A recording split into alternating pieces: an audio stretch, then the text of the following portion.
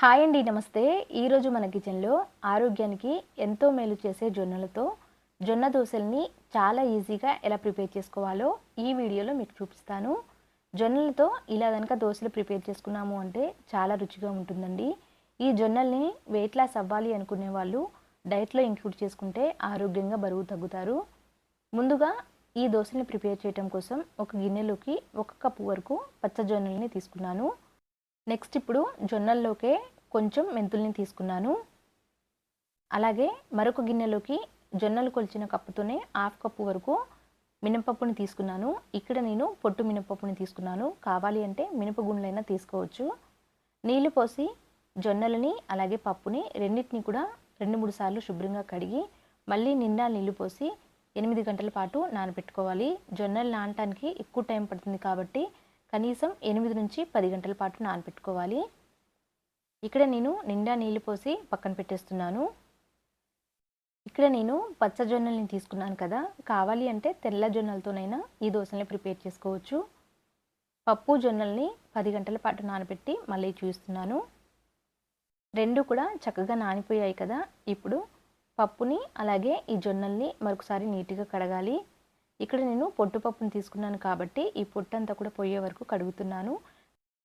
ఇక్కడ వీడియోలో చూపిస్తున్న విధంగా పప్పుని కడిగిన తర్వాత ఇప్పుడు మిక్సీ జార్లోకి ముందుగా పప్పు వేసి వీలైనంత మెత్తగా మిక్సీ పట్టుకోవాలి. రెండింటిని ఒకేసారి వేసి మిక్సీ పట్టకూడదు.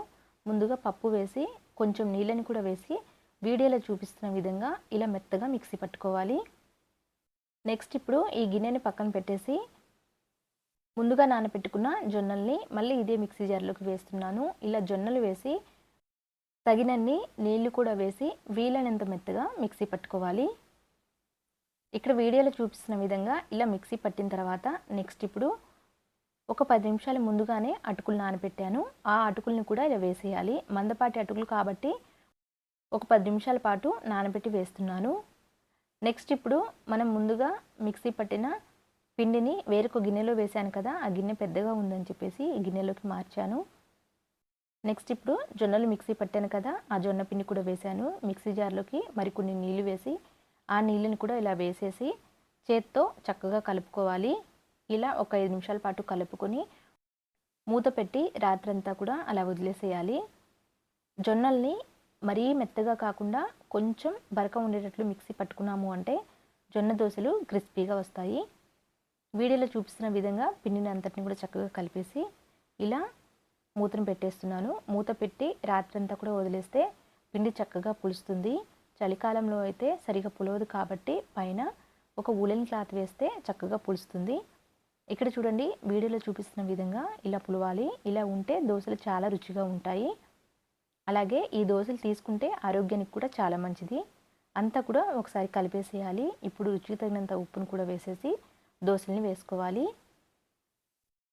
స్టవ్ మీద ప్యాన్ పెట్టి ప్యాన్ బాగా వేడైన తర్వాత ఇప్పుడు దోశలు వేసుకోవాలి. ఈ దోశలు చాలా రుచిగా ఉంటాయండి. అంతేకాకుండా ఆరోగ్యానికి కూడా చాలా మంచిది. వారంలో 2-3 సార్లు ఇలా దోశలు చేసుకొని తింటే చాలా మంచిది. జొన్న రొట్టెలు డైలీ తినడానికి ఇష్టపడారు కదా, అలాంటి వాళ్ళకి ఇలా జొన్న దోశలు వేసుకుంటే చాలా మంచిది. దోశ వేసిన తర్వాత కొంచెం నూనెను వేస్తున్నాను. నూనె కొంచెం ఎక్కువ తక్కువ వేసుకోవచ్చు మీరు తినేదాన్ని బట్టి. దోశ వేసిన తర్వాత అలానే వదిలేయకుండా ప్యాన్ని అటు ఇటు కదుపుతూ ఉన్నాము అంటే దోశ అంతా కూడా ఈవెన్గా కాలుతుంది. పైన మూత కూడా పెట్టనవసరం లేదు. దోశ చాలా బాగా వస్తుంది. ఇక్కడ చూడండి, వీడియోలో చూపిస్తున్న విధంగా ఒకవైపు కాల్చుకొని రెండో వైపుకి టర్న్ చేసి ఇటువైపు కూడా 1 నిమిషం పాటు కాలనిచ్చి ఇప్పుడు పక్కకు తీసేస్తున్నాను.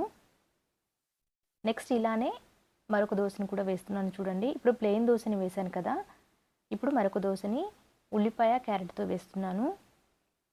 కావాలి అంటే పిండిలో ఉల్లిపాయ, పచ్చిమిర్చి, క్యారెట్ తురుము కలిపైనా వేసుకోవచ్చు. అలా కాదు అనుకుంటే ఇలా నార్మల్గా ప్లెయిన్ దోశ వేసి పైనుంచి దోశ అంతా కూడా కాలిన తర్వాత పైనుంచి కొంచెం ఉల్లి తరుగు అలాగే పచ్చిమిర్చి నెక్స్ట్ కొంచెం క్యారెట్ని కొత్తిమీరని వేసుకున్నా కానీ చాలా రుచిగా ఉంటుంది. దోశ అంతా కూడా ఈవెన్గా కాలిన తర్వాత ఇప్పుడు వేరొక వైపుకి తిప్పేసేయాలి. రెండో వైపు కూడా కాలిన తర్వాత నెక్స్ట్ ఇప్పుడు పైనుంచి కొంచెం ఉల్లిపాయ ముక్కల్ని అలాగే క్యారెట్ ముక్కల్ని కొంచెం కొత్తిమీర ఆకును కూడా వేస్తున్నాను. కావాలి అంటే ఒకవైపు కాలిన తర్వాత ఈ ఉల్లిపాయ ముక్కల్ని వేసేసి వెంటనే తీసేయొచ్చు. ఇక్కడ నేను పచ్చిమిర్చి వేయలేదు, ఉల్లిపాయ, క్యారెట్ అలాగే కొత్తిమీర మాత్రమే వేశాను. చూశారు కదా, చాలా ఈజీగా హెల్తీ దోశలు ప్రిపేర్ అయ్యాయి. ఇలా ప్రిపేర్ చేసుకుని తింటే చాలా రుచిగా ఉంటుంది, అలాగే ఆరోగ్యానికి కూడా చాలా మంచిది. అన్నిటిని కూడా ఇలా ప్రిపేర్ చేసి సర్వింగ్ ప్లేట్లోకి తీసుకొని పల్లీ చట్నీతో సర్వ్ చేసుకుంటే చాలా రుచిగా ఉంటాయి. అంతే అండి. Thank you for watching.